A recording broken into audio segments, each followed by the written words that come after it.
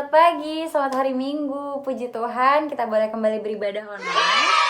Kita mau kembali memuji, kita mau kembali memuliakan, dan kita juga mau mendengarkan firman Tuhan. Adik-adik udah siap semuanya? Oke, baik. Nah, adik-adik, kita akan membuka ibadah kita. Kita mau bangkit berdiri dan menyanyikan lagu Satukanlah Hati Kami.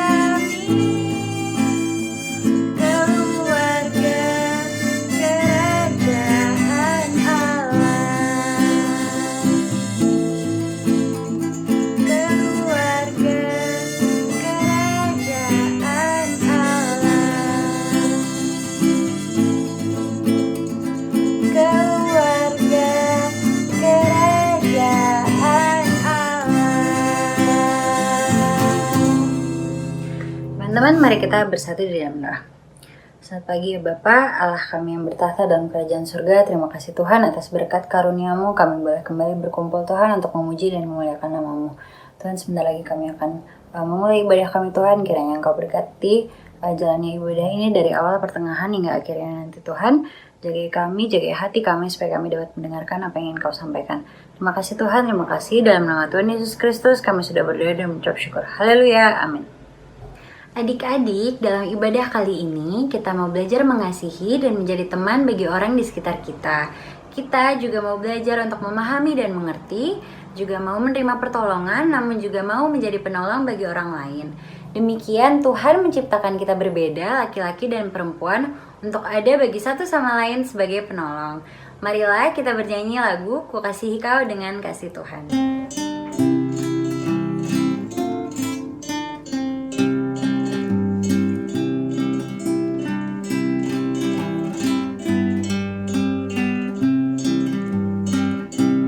Ku kasihi kau dengan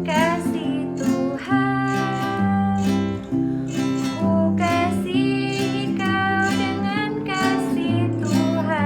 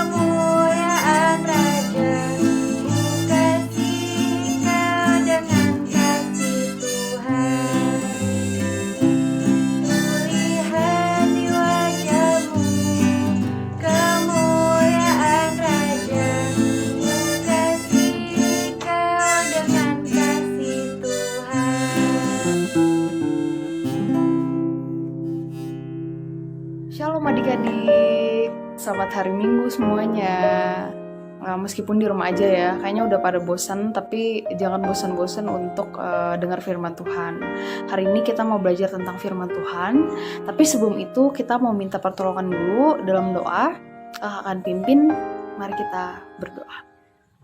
Tuhan Yesus yang baik, terima kasih Tuhan untuk kesempatan ini. Kami boleh berkumpul lagi Tuhan, meskipun kami dalam keadaan terpisah satu sama lain Tuhan. Kami di rumah masing-masing, tapi kami percaya Tuhan, Tuhan hadir bersama kami. Dan saat ini kami akan mendengarkan firman Tuhan. Engkau pimpin dan sertai kami. Semoga firman Tuhan boleh kami dengarkan dengan baik Tuhan, boleh kami aplikasikan dalam kehidupan kami. Tuhan terima kasih Tuhan, inilah doa kami. Dalam nama Tuhan Yesus kami mengucap syukur dan memohon. Amin. Nah, oke adik-adik, jadi hari ini kita akan belajar firman Tuhan, yaitu tentang penciptaan Hawa. Nah, kayaknya dari kecil ya, udah sering banget ya, dari kita di kelas kecil, kelas batita, itu diulang-ulang terus nih, gimana nih Adam dan Hawa diciptakan. Hari ini kita juga masih mau belajar tentang penciptaan manusia pertama. Hari ini lebih spesifik kita akan berbicara tentang penciptaan Hawa. Nah, sebelum itu adik-adik kita mau baca firman Tuhan dulu. Kita buka dari Kejadian 2 ayat 18 sampai 25 ya. Buka dari Kejadian 2 ayat 18 sampai 25. Di sini kakak akan tampilkan ya di layar bacaannya. Juga Kejadian 2 ayat 18 sampai 25. Adik-adik udah semuanya didapat ya. Kita akan baca secara bersama-sama. Kakak akan pimpin. Udah semua ya? Ya, Kejadian 2 ayat 18. Tuhan Allah berfirman, "Tidak baik kalau manusia itu seorang diri saja. Aku akan menjadikan penolong baginya yang sepadan dengan dia." Lalu Tuhan Allah membentuk dari tanah segala binatang hutan dan segala burung di udara, dibawanyalah semuanya kepada manusia itu untuk melihat bagaimana ia menamainya, dan seperti nama yang diberikan manusia itu kepada tiap makhluk yang hidup, demikianlah nanti nama makhluk itu. Manusia itu memberi nama kepada segala ternak, segala burung-burung di udara, dan kepada segala binatang hutan. Tetapi baginya sendiri, ia tidak menjumpai penolong yang sepadan dengan dia. Lalu Tuhan Allah membuat manusia itu tidur nyenyak. Ketika ia tidur, Tuhan Allah mengambil salah satu rusuk daripadanya, lalu menutup tempat itu dengan daging. Dan dari rusuk yang diambil Tuhan Allah dari manusia itu, dibangunnyalah seorang perempuan, lalu dibawanya kepada manusia itu. Lalu berkatalah manusia itu, "Inilah dia, tulang dari tulangku dan daging dari dagingku. Ia akan dinamai perempuan sebab ia diambil dari laki-laki. Sebab itu seorang laki-laki akan meninggalkan ayahnya dan ibunya dan bersatu dengan istrinya, sehingga keduanya menjadi satu daging. Mereka keduanya telanjang, manusia dan istrinya itu, tetapi mereka tidak merasa malu." Demikianlah firman Tuhan. Amin. Kita akan masuk ke dalam sharing. Adik-adik, dari bacaan ini, kakak mau mencoba kita untuk membayangkan suatu peristiwa. Nih kakak tampilin ya. Nih, kakak coba cari-cari di internet ya. Dan kakak dapat ada orang yang menikah dengan hewan gitu ya. Ada orang yang menikah dengan hewan. Coba adik-adik bayangkan menjadi posisi Adam waktu itu ya. Di ayatnya yang ke-20 tadi ya. Ayatnya yang ke-19 sampai ayatnya yang ke-20, dan di ayat 20 dibilang saat Adam udah kasih nama nih semua binatang-binatang, tapi ya dia masih tidak bisa menemukan penolong yang sepadan sama dia gitu ya.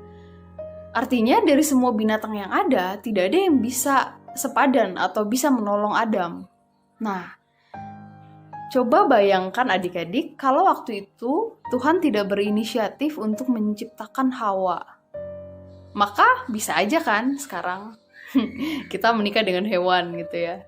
Atau nggak ada perempuan nih, nggak ada kakak juga gitu ya. Semuanya laki-laki gitu ya.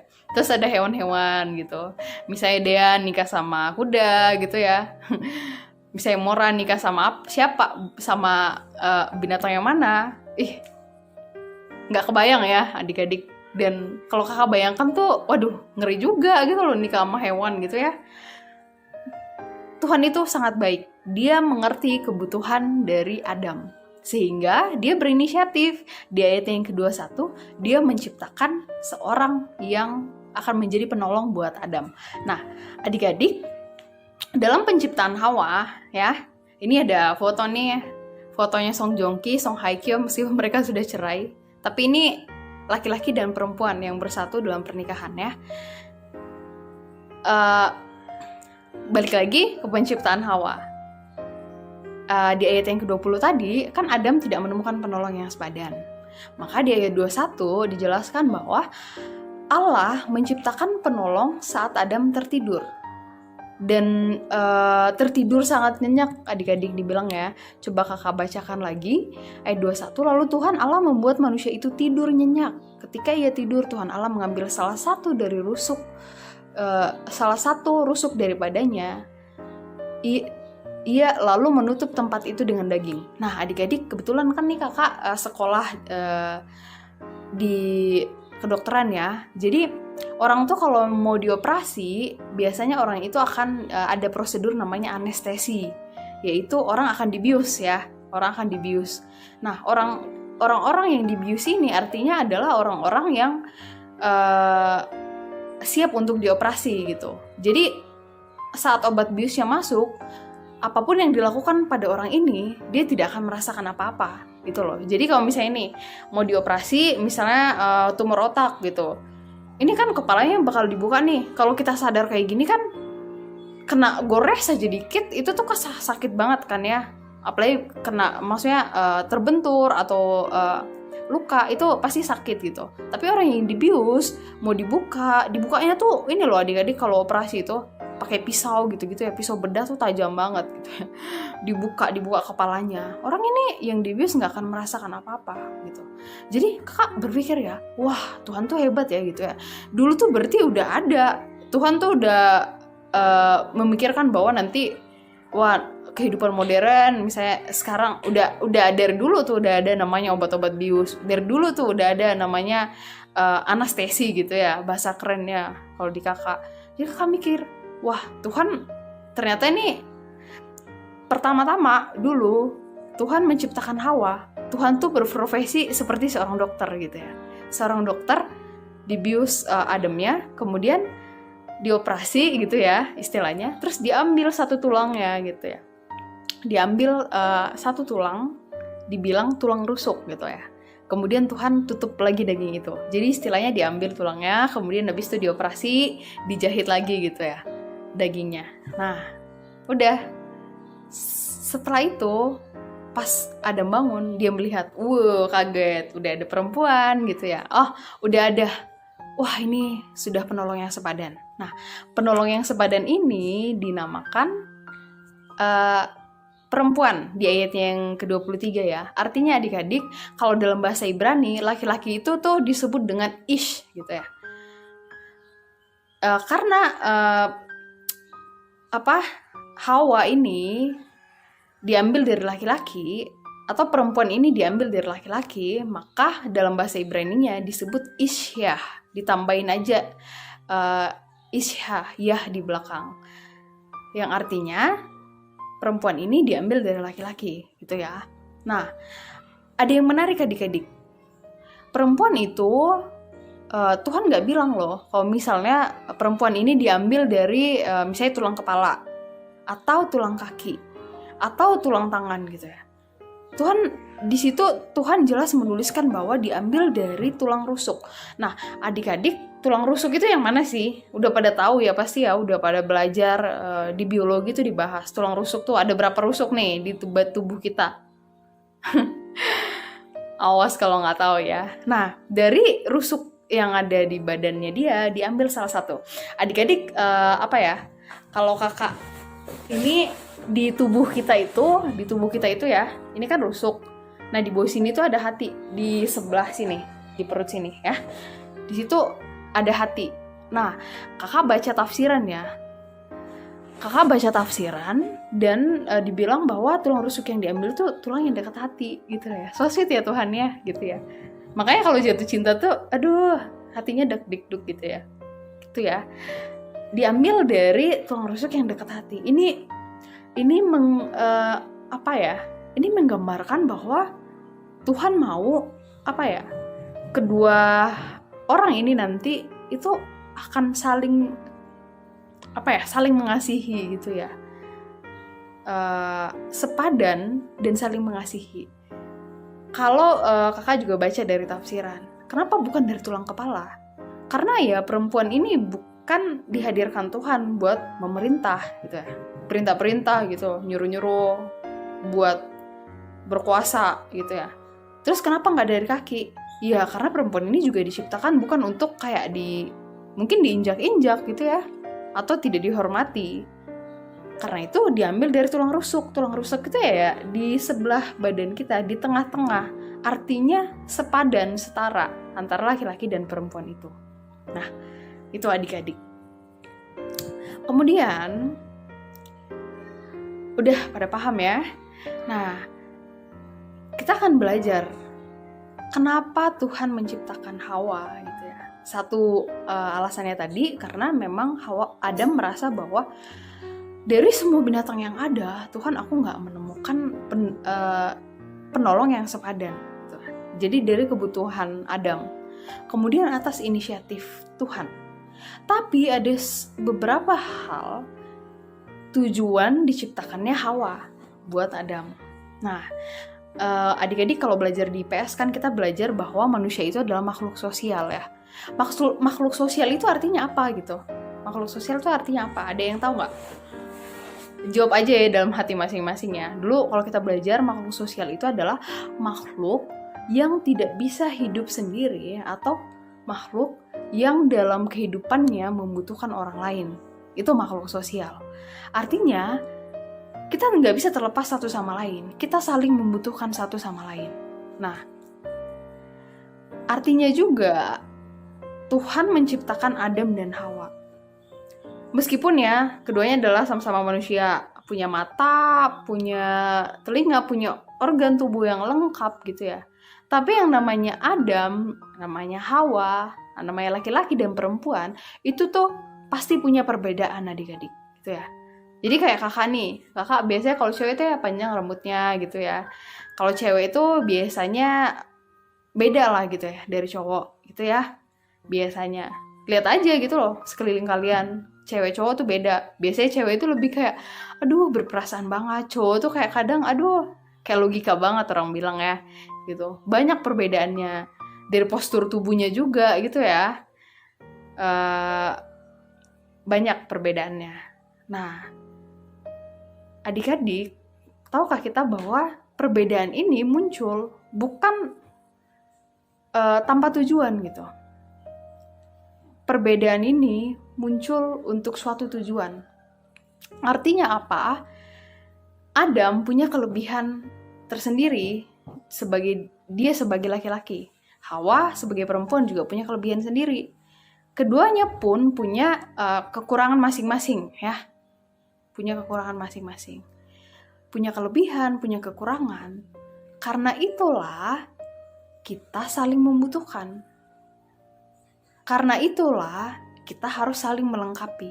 Jadi perbedaan yang ada bukan Tuhan menciptakan perbedaan untuk kita akhirnya saling membeda-bedakan dan akhirnya saling terpecah belah gitu ya.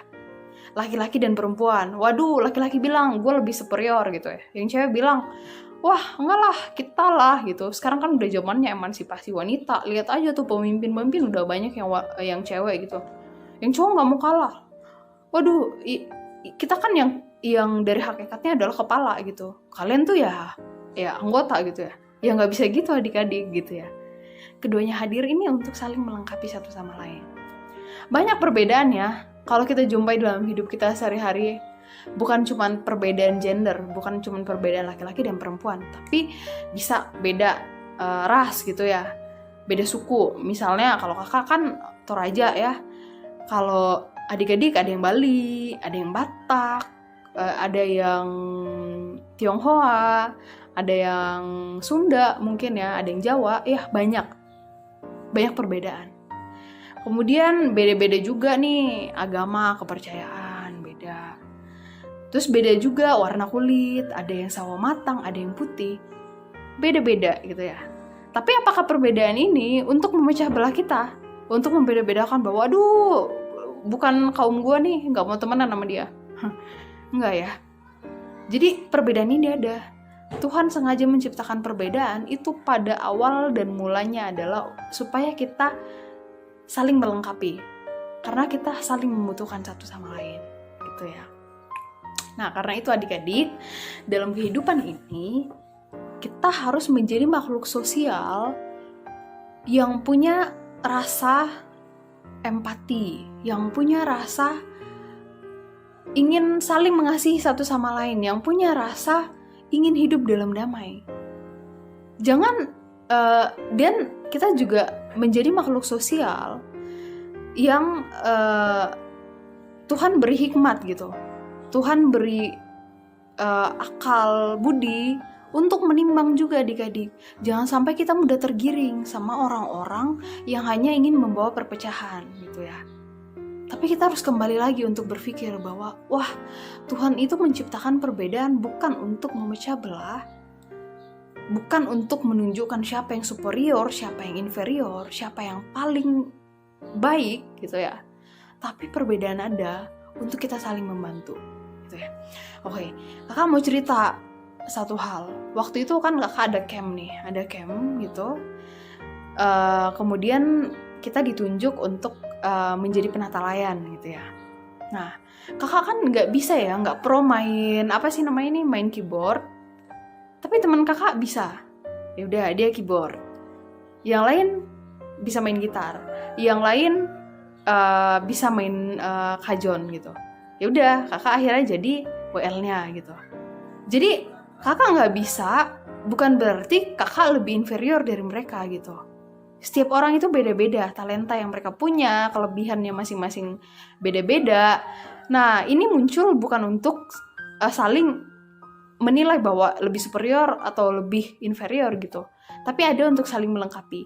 Jadi waktu itu terbentuklah kita satu tim yang melayani Tuhan. Ada yang main gitar, ada yang main keyboard gitu ya, ada yang main kajon, ada yang pimpin musik gitu, pimpin ibadahnya gitu ya.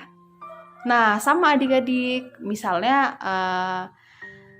apalagi ya yang bikin kita dalam suatu organisasi gitu ya. Ada ketuanya, ada wakilnya, ada bendahara, ada kepala-kepalanya gitu. Itu ada bukan untuk menunjukkan superior mana inferior, tapi itu ada sebagai suatu kesatuan, suatu tim yang ya saling membutuhkan satu sama lain. Satu aja hilang, ya bisa jadi ini organisasi nggak baik jalannya gitu. Sama dalam tubuh kita ya, kita bisa lihat juga, ini Rasul Paulus sering banget nih menjadikan tubuh kita sebagai suatu pengandaian gitu ya. Kalau seandainya kita nggak punya mata, lalu siapa yang bisa melihat? Gitu ya. Kalau kita nggak punya telinga, siapa yang mendengar? Kalau misalnya kaki bilang kayak gini, wah gue nggak butuh kepala, waduh gimana cara tuh? Kan kaki butuh otak gitu loh untuk bisa berjalan gitu ya. Jadi semuanya beda fungsi untuk saling melengkapi adik-adik. Jadi Tuhan itu luar biasa.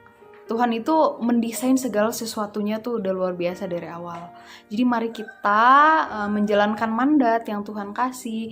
Sama seperti dia memberikan mandat kepada Adam dan Hawa waktu itu untuk saling hidup, saling membutuhkan, saling menolong dan memelihara ciptaan Tuhan. Maka sama kita juga saat ini, Tuhan juga mau kita jadi anak, kita juga jadi makhluk sosial, manusia, umat Tuhan yang hidup saling membutuhkan, saling bertolong-tolongan satu sama lain, menciptakan damai sejahtera, menjalankan mandat Tuhan, melakukan tugas kita, tanggung jawab kita, karya kita, misalnya sebagai anak yang harus belajar gitu ya, sebagai anak yang harus dengar-dengaran dengan orang tua, melakukan semua itu dengan sebaik-baiknya. Itu ya. Jadi mungkin itu saja yang bisa kakak sampaikan pada saat ini. Kakak juga berharap kita semua di rumah semuanya dalam keadaan yang sehat. Kita semua di rumah bisa tetap produktif ya. Terus mengupgrade diri ya. Belajar mandiri gitu ya, meskipun nggak sama guru, nggak ke sekolah, tapi belajar mandiri harus tetap belajar dengan baik gitu, dengan maksimal di rumah, dengar-dengaran sama orang tua, bantu-bantu orang tua gitu ya. Nah, semoga juga semua keluarga kita dalam keadaan yang sehat. Yuk adik-adik, kakak mau tutup perenungan kita hari ini. Kakak pimpin dalam doa. Kita berdoa. Tuhan Yesus yang baik, terima kasih Tuhan atas segala kasih-Mu, penyertaan dalam sepanjang kehidupan ini. Tuhan, terima kasih Tuhan atas firman-Mu Tuhan. Terima kasih sudah mengajar kami bahwa kami berbeda, kami diciptakan untuk saling menolong, saling mengasihi satu sama lain Tuhan. Terima kasih Tuhan, terima kasih Bapa. Dan pada saat ini Tuhan, kami menyerahkan seluruh kehidupan kami ke dalam tangan Tuhan. Engkau pimpin dan sertai kami Tuhan dalam kehidupan kami Tuhan. Di tengah pandemi ini Tuhan, kami berdoa Tuhan untuk pandemi ini Tuhan biarlah segera berlalu Tuhan.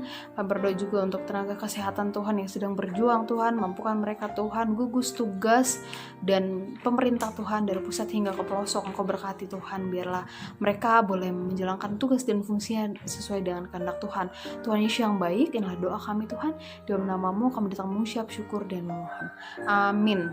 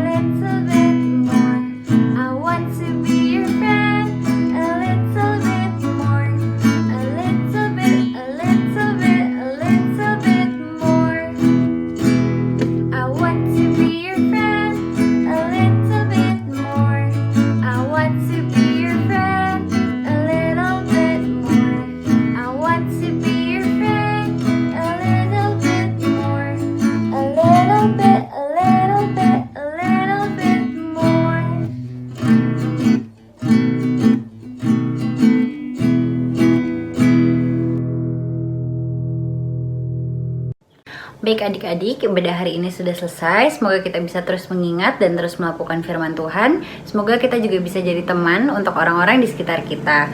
Sampai jumpa di ibadah minggu depan. Tuhan Yesus memberkati. Hai, selamat hari Minggu. Selamat hari Minggu adik-adik. Ada Kak Dian di sini dan ada Kak Eci di sini ya. Kali ini Kak Dian dan Kak Eci akan membawa sebuah pengumuman. Pengumumannya adalah kita akan melakukan ibadah yang berbeda dari sebelum-sebelumnya. Ibadah yang berbeda. Ibadah apa itu Kak? Ibadah live streaming. Wow, live streaming. Jadi kita bisa tatap muka nih walaupun lewat ini ya, aplikasi Zoom ataupun YouTube. Nah, kapan tuh Kak? Nah, acara ini akan dilakukan pada tanggal 19 Juli 2020 Kak. Jam mulai jam 9 pagi. Berarti harus bangun pagi tuh. Biar bisa mandi dulu. Ya, biar bisa pakai baju yang bagus dulu karena kita mau ketemu sama teman-teman juga nih. Iya, benar banget. Iya. Selain mempersiapkan diri, kita juga harus mempersiapkan apa lagi Kak? Kita tentu saja harus mempersiapkan Alkitab. Alkitabnya siapin, catat dulu, Alkitab siapin. Yang kedua, alat tulis. Alat tulis boleh apa aja nih Kak? Boleh buku, boleh kertas, terus boleh pulpen, pensil, ataupun spidol. Pokoknya alat tulis apapun yang ada di rumah bisa dipakai. Oke, jadi yang kedua alat tulis. Jadi buku beserta alat untuk menulisnya ya. Benar banget. Terus yang ketiga Kak?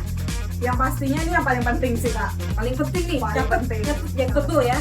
kita butuh apa yang ketiga? Kuota Kak. Oh iya, karena kita akan bertemu secara online ini lumayan lama ya Kak Lumayan ya? lama Kak. Kurang lebih 1 jam mungkin ya? 1 jam. Nah, jadi adik-adik harus menyiapkan kuotanya ya. Bener banget. Oke. Nah, untuk mengikuti kebaktian live streaming ini, adik-adik harus mendaftar nih Kak. Iya benar banget. Jadi adik-adik bisa mendaftar langsung di Ini nomor ya, di yang nomor bawah ini. sini. Nah, format pendaftarannya Formatnya gampang banget. Adik-adik cukup untuk menulis nama adik-adik, kemudian kelas adik-adik di sekolah minggu. Contohnya nih Kak ya, misalnya nama salah satu anak kelas sedang deh. Kak. oke deh. Namanya Egan nih ya, berarti Egan kelas sedang. Egan kelas sedang. Terus dikirimkan nomor yang tadi Dari bawah ya. ini ya, yang tadi. Iya. Kenapa adik-adik harus mendaftar? Karena nanti 1 jam sebelum kebaktian live streaming dimulai, adik-adik akan menerima ID dan password untuk masuk ke Zoom. Benar banget. Oke, jadi persiapkan diri adik-adik. Sampai ketemu minggu depan. Dadah! Dadah!